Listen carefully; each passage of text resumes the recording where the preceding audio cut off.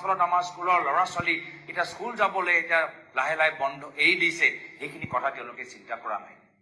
আমাৰ চৰকাৰ যেতিয়া আহিব, আমি গাঁৱৰ ভিতৰত মদৰ দোকান বন্ধ কৰি আমি চৰকাৰী স্কুল আমি খুলিম। সাংবাদিকসকলক ভাবুকি দিয়া, সাংবাদিকসকলক জেললৈ পঠোৱা, সেই ক্ষেত্ৰত 5টা শীৰ্ষ ৰাজ্যত পাইছে। আমাক যুৱকক যদি এটা ফেচবুক পোষ্ট যদি লিখি দিয়ে, এটা সামান্য ফেচবুক পোষ্ট, যি পোষ্টত চৰকাৰৰ বিৰুদ্ধে মাত মাতে, তেওঁলোকক জেলত পঠোৱাত আজি আমাৰ অসমখন মুখ্যমন্ত্ৰী হিমন্ত বিশ্ব শৰ্মা ডাঙৰীয়াৰ অধীনত 5টা শীৰ্ষ ৰাজ্যত পাইছে। আজি মুখ্যমন্ত্ৰীয়ে কি কয় যে আন্দোলন আমি কৰিব নালাগে, আন্দোলন ভাল নহয়। পাহৰি গৈছে যে ভাৰত স্বাধীন কেনেকে হ'ল।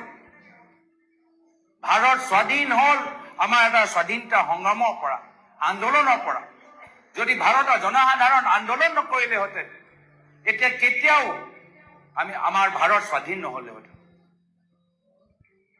আৰু তেওঁ নিশ্চয় এইখিনি কথা ক'বই। আজি যি দলৰ ভিতৰত তেওঁ সোমাইছে, সেই দলৰ অভিভাৱক RSSৰ ভাৰতৰ স্বাধীনতা আন্দোলনত কোনো ভূমিকা নাই। আৰু সেইকাৰণে তেওঁলোকে আন্দোলন ভাল নাপায়, তেওঁলোকে ক্ষমতা বিকেন্দ্ৰীকৰণ ভাল নাপায়, তেওঁলোকে ক্ষমতা নিজৰ হাতত ৰাখিবলৈ ভাল। মোহন ভাগৱত ডাঙৰীয়া আজি তাৰিখত RSSৰ নেতা, তেওঁ কি ক'লে যে ভাৰত যোৱা বছৰ স্বাধীন হ'ল। ভাৰত যেতিয়া যোৱা বছৰ যেতিয়া অয়োধ্যাত ৰাম মন্দিৰ সৃষ্টি হ'ল, তেতিয়াহে ভাৰত স্বাধীন হ'ল। ইমান অপমানজনক কথা ক'লে। আজি নিজৰ অহংকাৰ আৰু নিজৰ জ্ঞানৰ যেন অভাৱ আছে, সেইখিনি কথা তেওঁ প্ৰকাশ কৰিছে। আজি মই ভাল পাইছো যে ৰাইজ এইখিনি কথা বুজিছে। এটা সময়ত এইখিনি কথা নিউজ চেনেলত নোলায়, বাস্তৱ কথাখিনি নিউজ চেনেলত নোলায়। কিয় নোলায়? কেলেকে নিউজ চেনেলৰ ওপৰত ইমান হেঁচা বিজেপি দলৰ, যিদৰে আপোনালোকক ভাবুকি দিয়ে, খবৰদাৰ কংগ্ৰেছৰ সভালৈ গ'লে আপোনালোকৰ অৰুণোদয় আঁচনি কৰ্তন কৰা যাব। ভাবুকি দিয়ে নে নিদিয়ে কওকচোন? ভাবুকিৰ ওপৰত নিৰ্ভৰ। এই একে ভাবুকি চেনেলৰ মালিকক দিয়ে, খবৰদাৰ আমাৰ ভুলখিনি যদি আঙুলিয়াই দিয়া, তোমালোকৰ চেনেলৰ মালিকৰ ওপৰত আমি কিবা এটা কৰিম, ব্যৱস্থা কৰিম। কি হ'ল? অলপ দিন আগত চুতীয়াত এজন সাংবাদিকজনে প্ৰচাৰ কৰিলে যে এটা পথ দুৰ্ঘটনাত বিধায়কৰ পুত্ৰ জড়িত হৈছে।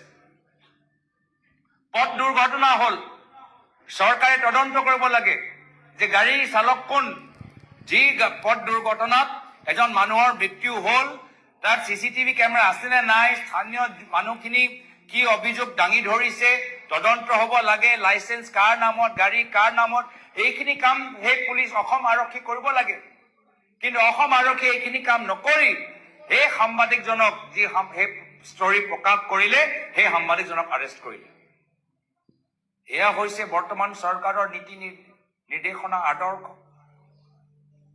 যে তেওঁলোকৰ ল'ৰা ছোৱালী গাড়ী চলাওক, গাড়ী ইমান জোৰকে চলাওক যে কোনোবা খুন্দা খাই কোনোবা মৰিলেও ল'ৰা ছোৱালীৰ ওপৰত কোনো FIR নহয়, ল'ৰা ছোৱালীৰ ওপৰত কোনো তদন্ত নহয়। আৰু দুখীয়া মানুহ যদি এটা হেলমেট নিপিন্ধে, হেলমেট নিপিন্ধাৰ বাবে 5,000 টকা ফাইন দিব লাগিব। হেলমেট নিপিন্ধাৰ কাৰণে দুখীয়া মানুহে 5,000 টকা ফাইন দিব লাগিব। অভাৰ স্পিডিঙৰ কাৰণে 5,000 টকা ফাইন দিব লাগিব। চাৰ্টিফিকেট পুৰণা হৈ গ'ল, 5,000 টকা ফাইন দিব লাগিব। আৰু তেওঁলোকৰ বিধায়ক মন্ত্ৰীৰ পুতেকে যদি গাড়ী চলায় আৰু কাৰোবাক খুন্দা মাৰি কাৰোবাক হত্যাও হৈ যায়, কাৰোবাৰ মৃত্যু হৈ যায়, তেতিয়া পুলিচৰ ওপৰত, বিজেপি বিধায়কৰ মন্ত্ৰীৰ পুত্ৰৰ ওপৰত একো ধৰণৰ পদক্ষেপ নহয়। বিহালীত আমি দেখিলো, বিহালী যেতিয়া যোৱা বছৰ উপ নিৰ্বাচন হ'ল, মন্ত্ৰী পীযুষ হাজাৰিকাৰ ডাঙৰীয়াৰ গাড়ী কনভয়ত এজন আদিবাসী মানুহ খুন্দা খাই মৰিলে। আৰু মন্ত্ৰী গাড়ী কনভয় আগবাঢ়ি গ'ল। গাড়ী ৰখাবলৈ তেওঁলোকৰ ওচৰত সময় নাই। গাড়ী ৰখাই সেইজন মানুহক খবৰ লোৱা, সেইজন মানুহক নিজৰ গাড়ীৰ ভিতৰত সোমাই হস্পিটেললৈ লৈ যোৱা, ইমানো তেওঁলোকৰ মানৱীয়তা চিন্তা নাই। ইমান স্পীডত গ'ল, কোন খুন্দা খালে নাই খোৱা, একদম তেওঁলোকে চব কথা পাহৰি গুচি গ'ল।